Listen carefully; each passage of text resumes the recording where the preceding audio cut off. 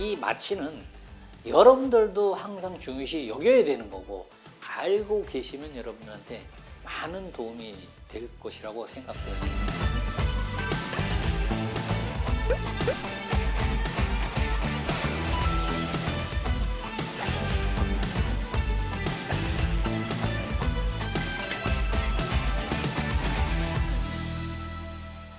안녕하십니까. 아름다운 세상 원장 주창기입니다. 너 마취에 대해서 얼마만큼 알고 있니? 라는 주제에 대해서 말씀드리겠습니다. 구독! 우리가 마취는 기본적으로 세 가지가 있습니다. 첫째, 부분 마취가 있고, 두 번째, 수면 마취가 있고, 세 번째, 전신 마취가 있습니다. 부분 마취는 국소 마취라고 표현합니다. 그거는 여러분들이 뭐 쌍꺼풀 수술을 한다거나 코 수술을 한다거나 뭐 이런 수술을 하고자 할 때 해당 부위만을 국소적으로 마취를 시키는 겁니다. 근데 마취에 대해서 한 가지 모르고 있는 사항이 하나가 있으실 겁니다. 여러분들이 모든 수술을 할 때는 수면 마취가 됐던 전신 마취가 됐던 그 해당 부위에 꼭 국소 마취를 하게 됩니다. 왜 하는 거냐면은 해당 부위 수술을 할 때 출혈을 최소화해서 환자분에게 부담을 최소화시키려고 국소 마취를 하게 되는 겁니다. 그러면 이 해당 부위의 국소 마취 성분은 어떤 것들이 들어가 있길래 영향을 주느냐? 보통 국소 마취 성분에는 첫 번째가 리도카인이나 뭐 자일로케인이나 이런 성분들이 들어가 있는 겁니다. 거기에 꼭 같이 들어가 있는 성분이 하나가 더 있습니다. 에피네프린이라는 성분입니다. 이것은 그 해당 부위에 혈관을 수축시켜 갖고 출혈을 최소화시켜 주는 겁니다. 왜 이 에피네프린 성분을 주입을 하냐면 수술 중간에 출혈을 많이 하게 되면 아무래도 수술하는데 굉장히 시야도 방해가 되고 출혈로 인해서 수술도 굉장히 어렵게 됩니다. 이런 것을 상대적으로 줄여줌으로써 수술을 원활하게 도와주는 역할을 하게 되는 겁니다. 그리고 수술이 부분 마취나 이런 거는 마취 효과가 2시간 정도 유지됩니다. 그러면 2시간 정도 뒤에 천천히 풀리는 것을 넘니스라고 그러죠. 넘니스는 약간 마비 같은 증상이면 감각이 둔한 증상. 이 회복할 때 시원한 느낌이 들면서 약간 따뜻해지는 현상. 이게 에피네프린 성분이 사라지는 시기입니다. 이때가 되면 어떤 현상이 되냐? 혈관이 원래 정상대로 돌아가고 약간의 출혈이 발생하는 겁니다. 요때 출혈이 발생하는 것이 좀 중요한 게 수술 중간에는 출혈이 없어갖고 멍이 안 들 거다 했는데 수술 후에는 요 시간 동안 멍이 들 수가 있는 겁니다. 그래서 수술이 끝나고 마취가 풀릴 때 이분이 어느 정도 붓느냐에 따라서 멍이 좀 드시겠네요. 아니면 멍이 안 드실 것 같습니다. 이런 상태가 되게 되는 겁니다. 이렇게 진행하는 것이 국소 마취, 즉 부분 마취가 되는 겁니다. 근데 여러분들이 마취에 되면은 항상 염려되는 것이 있죠. 통증입니다.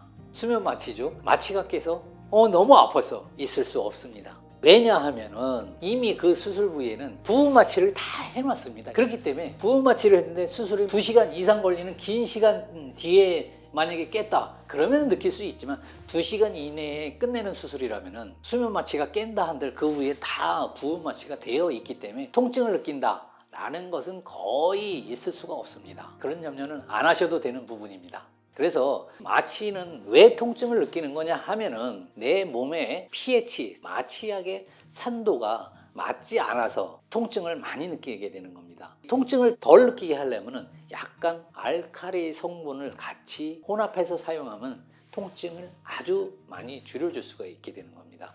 그렇기 때문에 여러분들이 이 통증을 할 때 의사 선생님한테 통증을 조금만 줄여줄 수 있는 방법이 없으세요? 한번 여쭤보시기 바랍니다. 그러면 여러분들한테 도움이 되실 겁니다.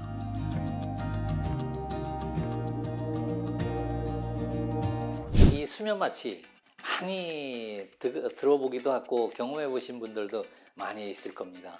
그러면 수면 마취는 어떤 약물을 사용하길래 어떤 특징이 있느냐, 세 가지에 대해서 말씀드리겠습니다. 가장 많이 알고 계시는 우유주사 프로포폴이라고 일명 알고 계시죠. 프로포폴은 지금까지 가장 역사가 짧은 내에 아주 우수한 약으로 부작용이 가장 최소화시킨 약이라고 보시면 됩니다. 그렇기 때문에 아주 광범위하게 사용되고 있습니다.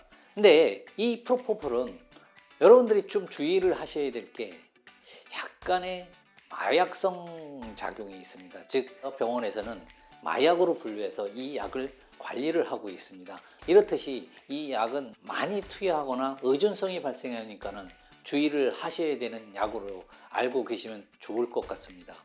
그러면 왜 이 약을 많이 사용하느냐? 그래도 안전하다라는 겁니다. 왜냐하면 효과가 빨리 나타나고 빨리 깹니다. 효과가 빨리 나타난다는 것은 그만큼 좋은 겁니다. 왜냐하면 몸의 반응을 빨리 한다는 얘기니까요. 그리고 빨리 깬다라는 것은 환자가 그만큼 빨리 정상화 시킬 수 있다는 겁니다. 그렇기 때문에 그만큼 환자분에게 안전하다는 뜻입니다.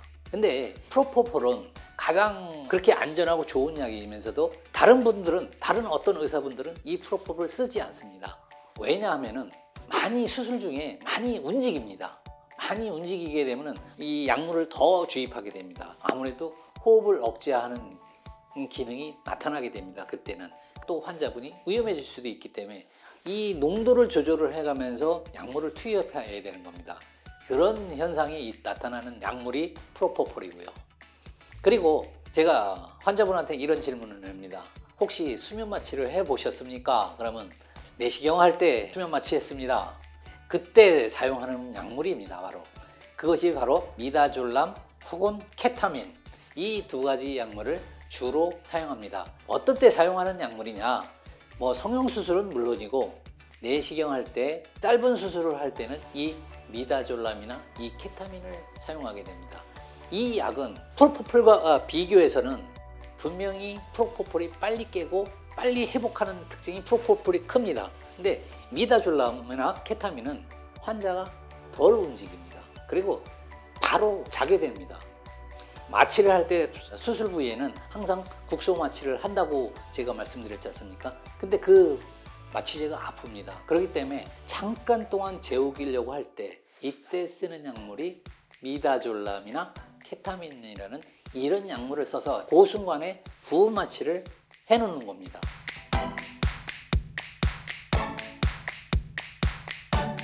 그러면은 세 번째로 전신 마취는 우리가 흔히 여러분들이 큰 수술을 할 때 TV나 이런 데서 많이 보셨을 겁니다. 전신 마취는 큰 수술을 할 때는 전신 마취를 하는 경향이 많은데 전신 마취는 좀 시간이 많이 걸리고 통증이 많이 걸리고 환자분한테 부담을 최소화시키고자 할 때 그때 사용하는 방법이 전신 마취라고 생각하시면 됩니다. 왜냐하면 수술하는 동안은 환자가 움직이면 굉장히 위험한 상황이 발생할 수 있습니다. 그렇기 때문에 위험한 상황에 놓이지 않고 그러면서도 환자의 바이탈이라고 합니다. 심박수라든가 산소 포화도라든가 이 몇 가지 이런 거를 안정적으로 유지하면서 수술을 할 수 있게끔 도와주는 방법이 전신 마취입니다. 그렇지만은 이 방법이 큰 수술을 아닌 작은 수술을 할 때는 굳이 필요 없다고 보여주는 수술입니다. 왜냐하면 아무래도 약물을 과도하게 사용하다 보면 회복하는 시간도 많이 걸리고 모든 장기가 그때는 스톱을 합니다. 전신 마취제는 호흡도 멈추게 되고 다 인공적으로 돌려주게 됩니다. 그렇지만은 꼭 필요한 경우에는 이 마취 방법을 써야 됩니다. 그런 방법이 전신 마취 방법이 되겠습니다.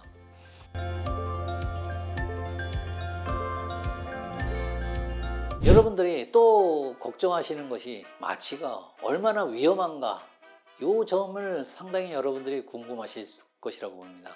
제 경험상으로 부분 마취는 아무래도 다른 마취에 비해서 덜 위험한 것 같습니다. 제가 23년을 수술을 하고 있는데 부분 마취에 알러지 있는 환자를 한 명 봤습니다. 위험성이 그렇게 크지는 않은 것 같습니다. 그런데 수면 마취의 가장 안정성은 이 마취의 깊이입니다. 마취의 깊이에 따라서 호흡이 얼마만큼 억제되느냐, 호흡이 억제되면 산소 포화도가 떨어지거나 그렇기 때문에 이 호흡의 깊이를 의사 선생님은 항상 신경을 쓰면서 여러분들을 마취를 합니다. 그렇기 때문에 제 경험상으로 봤을 때 마취가 어떤 부분이 가장 중요하냐면은 수술 중에 발생할 수 있는 출혈이라든가 출혈이 과다하면 여러분들이 아무래도 위험한 상황이 발생할 수 있습니다. 그래서 항상 그거에 대비해서 우리가 준비를 해놓고 모든 수술을 하는 겁니다. 이렇기 때문에 그렇게 너무 염려하지 않으셔도 되겠습니다. 오늘 제가 여러분들에게 마취에 대해서 설명을 드렸는데 이 마취는 여러분들도 항상 중요시 여겨야 되는 거고, 알고 계시면 여러분들한테 많은 도움이 될 것이라고 생각되어집니다. 지금까지 아름다운 세상 원장 주창기였습니다. 감사합니다.